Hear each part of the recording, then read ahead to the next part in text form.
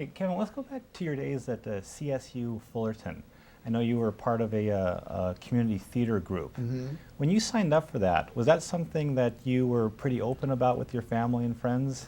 I wasn't that open with it because it was a play I read for at the community theater. I didn't sign up with him. It was a play I went and auditioned for, and I got it.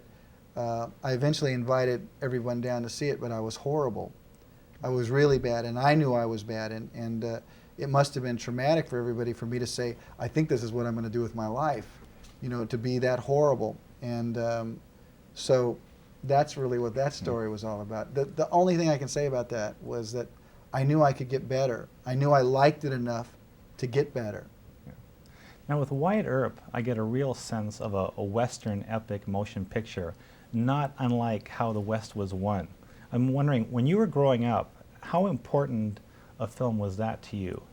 Well, that was a very important film. Maybe you read that. It was. The images, the ideas of this independence, this men living by their wits, and the women in their lives was, I just, for whatever reason, I mean, you could put 100 people in the room and go, did that move anybody? And it just assaulted my senses.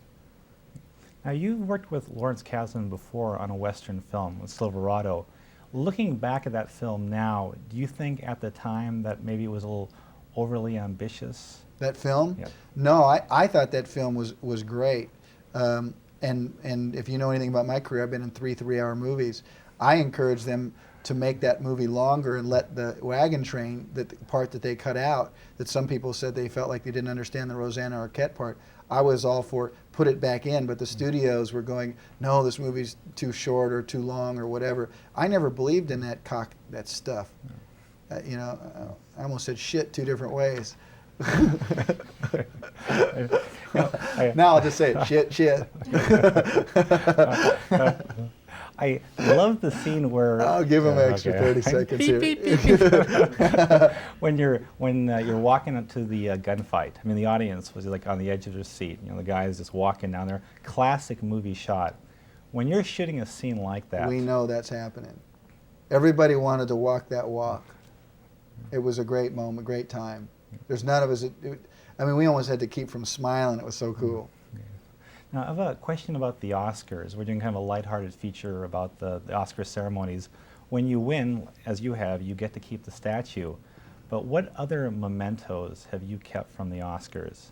Well, I've lost my envelopes that said the winner is blah, blah. They've gone missing. People have borrowed them, and people, you know, one person that night was holding them for me, and it never came back to me. So I don't think I have anything other than maybe, I think my mom's got everything, you know, in terms of the brochures and all that stuff. I don't look back on it. It's not that I'm not proud and fond of it. I just don't look back on it. We're doing a feature, and it's kind of a serious story. Well, we'll see how serious. Okay. On actors. Because I'm serious right now. Right. Well, early in their careers, when they do their first films, they're still getting their feet wet and they're learning how the business works. And sometimes they make missteps or films don't turn out the way they had planned. I think I know where you're heading. Okay, well, Sizzle Beach. Was that a particularly devastating experience for you? Well, it's more devastating now that you bring it up in front of 50 million people than it was then. You know, back then you're not always sure what you're in. Number one, you don't get paid for these movies, and it was a movie out of acting class, and it was shot on weekends, and all you know at that point in time is you'd like to work, and it doesn't almost matter what you would do. And for me, while it was an exploitive movie, it wasn't, you know, anything that bad. It just 7 years later, when you become successful, that people like yourself want to bring it up and can either poke fun at it or can discuss it intelligently. It just depends on what someone's take is on how they do it. But it's a blemish, but you know, in one way, that those experiences completely seared in my own mind how I was going to conduct my career after that. And I don't regret anything about my career.